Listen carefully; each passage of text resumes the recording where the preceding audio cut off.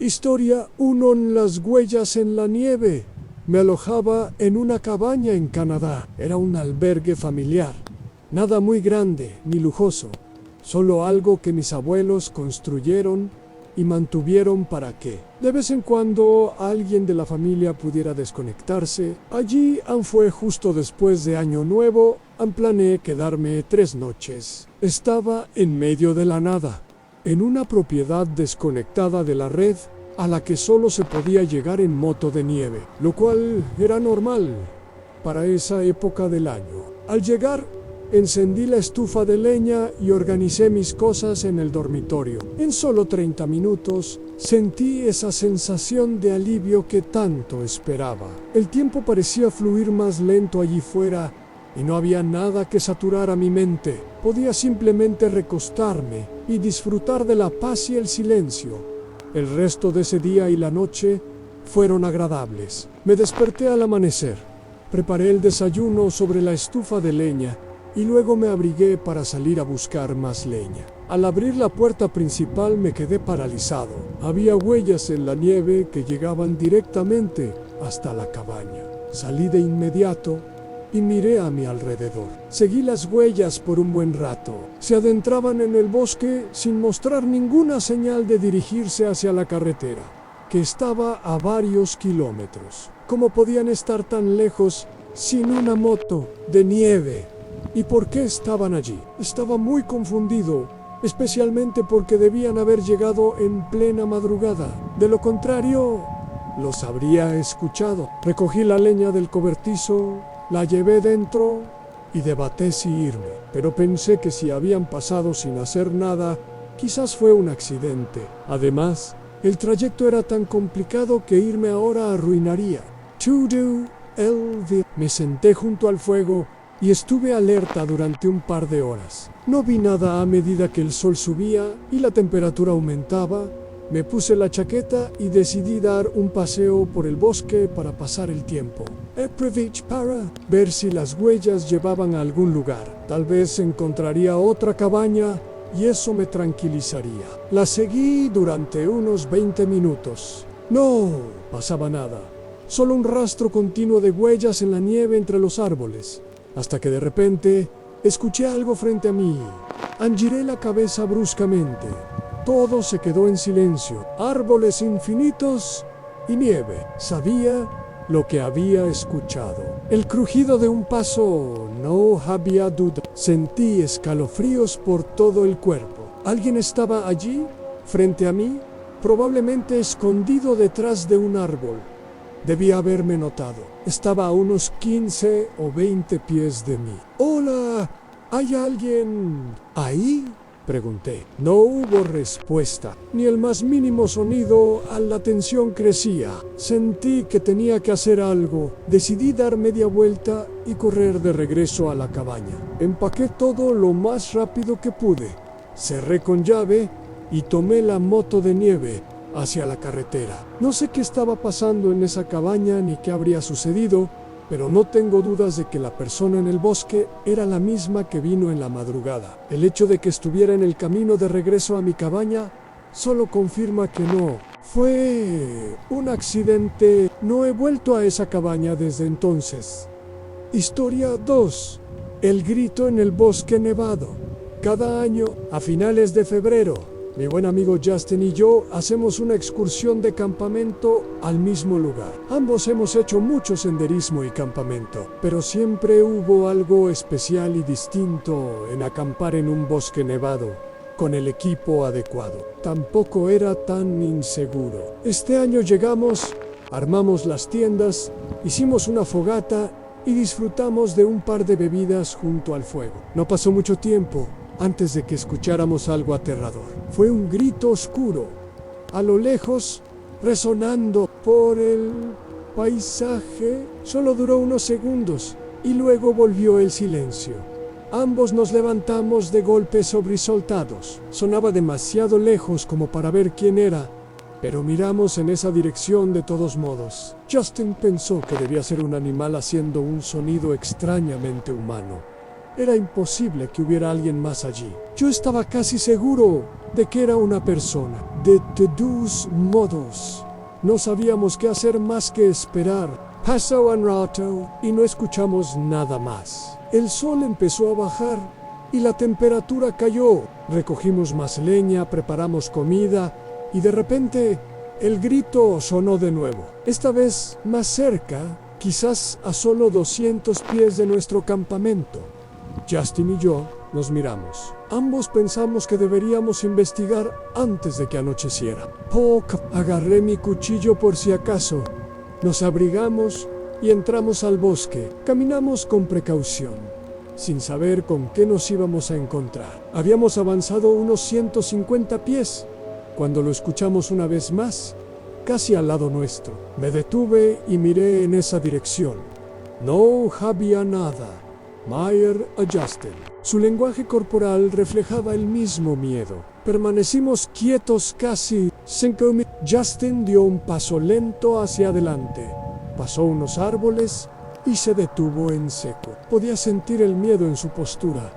Me acerqué y casi vomito. Había un cadáver de ciervo en la nieve, claramente abatido hace poco.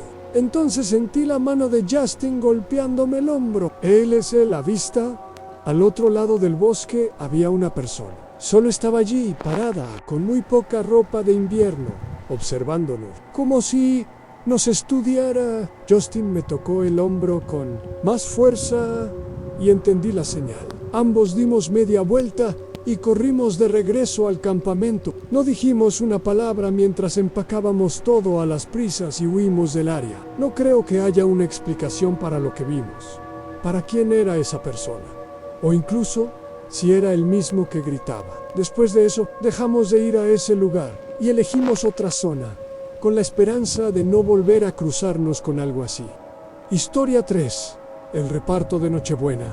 Era la víspera de Nochebuena. Había tomado mi auto para hacer unos repartos de DoorDash, esperando que la temporada festiva trajera mejores propinas. Eran las 11 de la noche cuando recibí este pedido. Era normal en una bolsa de comida para dejar en una casa. La mayoría de mis pedidos anteriores eran de supermercado, probablemente porque las tiendas cerrarían por los próximos 2 días. La dirección de este pedido estaba lejos, más de lo que normalmente conduciría, pero con tan pocos pedidos entrando, lo acepté. Nevaba ligeramente y las carreteras estaban muy tranquilas, lo que hacía el viaje pacífico. La casa no es en un vecindario común. Al llegar a lo que pensé sería la entrada de una urbanización. En realidad era solo un camino estrecho entre los árboles con una pequeña casa tipo cabaña al final. Estacioné, bajé con la comida y caminé hasta la puerta. Di unos golpes. Desde adentro escuché charla, como un grupo de personas riendo y hablando unas encima de otras. Sonaban demasiadas, a mí confundí. ¿Cómo cabían tantas en una cabaña tan pequeña? Además, había algo extraño en cómo sonaba. Algo no encajaba. Entonces la puerta se abrió. Un hombre apareció frente a mí, en contraste con lo que esperaba. Eso me dejó desconcertado por un segundo. El interior de la casa seguía en silencio. Nadie corría. La mayoría de las luces estaban apagadas, pero el sonido de una gran fiesta navideña salía de la pequeña habitación al final del pasillo. El hombre sonrió. ¿Por qué no entras con la comida? Les alegrará verte, dijo. Fiu, una cosa extraña. Empecé a tartamudear, intentando decir que no e inventar una excusa, pero me interrumpió. Solo quieren agradecerte por trabajar en días festivos. Te alegrará haberte detenido. Mientras decía esas cosas tan raras y, honestamente, espeluznantes, la charla en la parte trasera de la cabaña continuó hasta que de repente se cortó así de rápido. La cabaña quedó en silencio. Parecía que alguien hubiera detenido una grabación o una cinta. El hombre miró hacia atrás por un momento, claramente sorprendido. Antes de que pudiera hacer algo, dejé la bolsa en el porche y corrí hacia mi auto. Subí y me alejé. No hice más repartos esa noche y me quedé en casa el resto de las fiestas. Sé que nada pasó realmente, pero lo perturbador y extraño de todo junto con los pensamientos de lo que pudo haber sucedido, es lo que aún me inquieta. Historia 4. En el reponedor nocturno. Era el día después de Navidad. Trabajaba en un pequeño supermercado familiar como reponedor nocturno. Ni siquiera sé por qué me programaron esa noche, ya que estábamos cerrados por Navidad y probablemente el día fue muy lento. Así que no había mucho que reponer. Pasé la primera hora llenando lo poco que necesitaba ser repuesto en los estantes, pero luego simplemente deambulé. Al pasar por la parte delantera de la tienda, noté a una persona afuera, inusualmente cerca del edificio para esa hora de la noche. Parecía que solo caminaba, pero rápidamente me notó mirándolo y en lugar de alejarse, se acercó a la ventana. No dijo nada ni intentó golpear el vidrio. Solo me miró. Me sentí muy incómodo y no sabía qué hacer. Después de unos segundos sin que apartara la mirada, me di la vuelta y me alejé de la ventana. Supongo que solo intentaba actuar como si no me afectaran. Fue muy extraño. Ninguna persona normal actúa así. Esperé unos minutos antes de volver a la entrada y mirar por la ventana. Ya se había ido. Suspiré aliviado y continué caminando por la tienda para pasar el tiempo. Iba y venía por los pasillos, acomodando algunos estantes. Quizás habían pasado 10 minutos cuando doblé la esquina al final de uno de los pasillos y me detuve en seco. Varias cajas habían caído del estante y estaban esparcidas en el suelo. No eran cosas pequeñas que pudieran haberse volcado solas. Alguien las había derribado o movido. Justo cuando intentaba procesarlo, escuché algo al final del pasillo, una risa suave pero profunda y espeluznada, como la de un hombre riendo, en silencio justo detrás de la esquina. Sonaba casi antinatural, como un adulto riéndose como un niño. Parte de mí pensó en ir a confrontarlo, pero cuando recordé al hombre de la ventana, su complexión era grande y podría tener algo oculto. Corrí hacia la entrada. Salí por las puertas, subí a mi auto y llamé a la policía. Llegaron 10 minutos después y el hombre ya se había ido. Más tarde revisamos las cámaras de seguridad y vimos cómo entró por una puerta lateral. Mientras se escondía detrás del pasillo riendo de mí, sostenía un cuchillo en la mano, una navaja pequeña. La policía cree que no estaba sobrio y no estoy en desacuerdo. Pero eso no cambia nada. Pude haber muerto esa noche si las cosas hubieran salido diferente. Historia 5. El Uber falso. Era Nochevieja. Nunca fui muy de fiestas, pero en noches así casi siempre me presionaban para salir. Este año mi amigo organizaba una fiesta en su casa. Era conocido como el amigo rico porque tenía una casa grande con terreno y todo. Mi amigo Trav me recogió alrededor de las 9 de la noche y fuimos a la fiesta. Había unas 20 o 30 personas. Nada del otro mundo, pero suficiente para hacerme beber más de lo debido. Jugamos algunos juegos de bebida. Vimos caer la bola y, en general, la pasamos bien. Alrededor de las 3 de la madrugada, ya Aquaria IRM. Pero encontré a Trav dormido en una cama arriba. Suponiendo que él, y probablemente nadie más, estaba sobrio para conducir. Salí y pedí un Uber. Decía que estaba a 10 minutos, así que me senté en la acera al final del camino y esperé. Su casa no estaba cerca de carreteras principales. Estaba bastante aislada, lo cual era bueno para relajarme después de una noche así.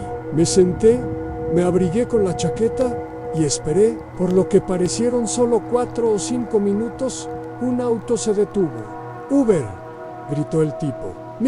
Y subí, algo sobresaltado por lo rápido que perdió noción del tiempo. Supongo que sí estaba muy bebido. Me acomodé en el asiento trasero y él empezó a conducir. El hombre parecía tener unos 50 años, cabello oscuro, corto y barba espesa. ¿Gran noche de fiesta?, preguntó. Sí, supongo, respondí, sin muchas ganas de conversar. Me miró por el espejo retrovisor y algo en su mirada me incomodó. En ese momento no sabía por qué. Pensé que solo estaba exagerando. Recosté la cabeza y cerré los ojos. intentando descansar el resto del viaje, pero solo un minuto después, mi teléfono sonó. Abrí los ojos inmediatamente, haciendo contacto visual con el conductor por el espejo. Ann ya me estaba mirando. Desvié la mirada torpemente y saqué el teléfono. El estómago se me cerró y la palidez me cubrió la cara. Era un mensaje de la app de Uber and Un. Texto diciendo que el conductor acababa de llegar al punto de recogida. Y otro mensaje siguiente del conductor preguntando dónde estaba. Miré de nuevo al espejo.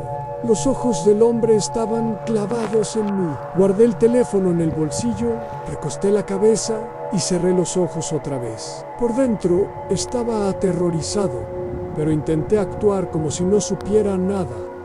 Segundos después, sentí que el auto reducía la velocidad. Cuando miré por la ventana, vi que estábamos en una intersección con luz roja.